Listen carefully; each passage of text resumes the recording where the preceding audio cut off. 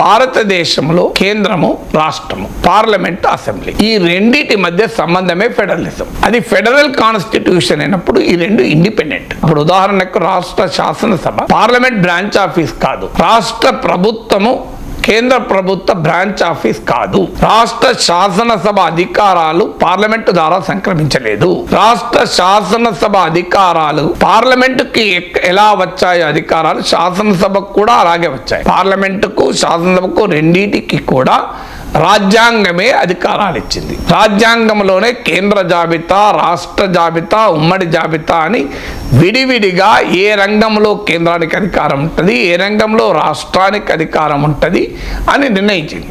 ఆఖరికి కేంద్రం నుంచి రాష్ట్రాలకు రావాల్సిన వనరులను కూడా కేంద్రమే నిర్ణయించకూడదని చెప్పి ఫైనాన్స్ కమిషన్ ఒక రాజ్యాంగబద్ధమైన వ్యవస్థ కూడా ఏర్పాటు చేశారు. అందువల్ల రాజ్యాంగమే కేంద్రానికి, రాష్ట్రానికి మధ్య ఏ సంబంధాలు ఉండాలో నిర్ణయించింది. అందువల్ల రాష్ట్ర శాసనసభ is independent of parliament. Parliament చట్టం చేసేచ్చు. ఒకటే ఏంటంటే భారత రాజ్యాంగంలో పార్లమెంట్ చట్టం చేసి అసెంబ్లీ చట్టం చేస్తే ఆ రెండింటి మధ్య ఘర్షణ ఏర్పడితే పార్లమెంట్ చట్టమే చెల్లుతుంది. కానీ పార్లమెంట్ చట్టంలో ఇచ్చిన దానికన్నా రాష్ట్ర అసెంబ్లీ చట్టం ఎక్కువ ఇస్తే రాష్ట్ర అసెంబ్లీ చట్టమే చెల్లుతుంది. ఉదాహరణకు భూసేకరణ ఉంది, ఇంకో పార్లమెంట్ చట్టం ప్రకారం ఇంత ఇవ్వాలి అని ఉంది. శాసనసభలో ఇంకో చట్టం చేయని అంతగానే ఎక్కువ ఇస్తా అంటే అభ్యంతరమే ఉండదు పార్లమెంట్ చట్టానికి. ఇది భారత రాజ్యాంగంలో రాష్ట్ర శాసనసభకు, రాష్ట్ర ప్రభుత్వానికి ఉన్న స్వతంత్ర రాజ్యాంగపర అస్తిత్వం. అయితే భారత రాజ్యాంగం రాసినప్పుడు ఉన్న రాజకీయ పరిస్థితుల వల్ల 500 సంస్థానాలు తిరుగుబాటు,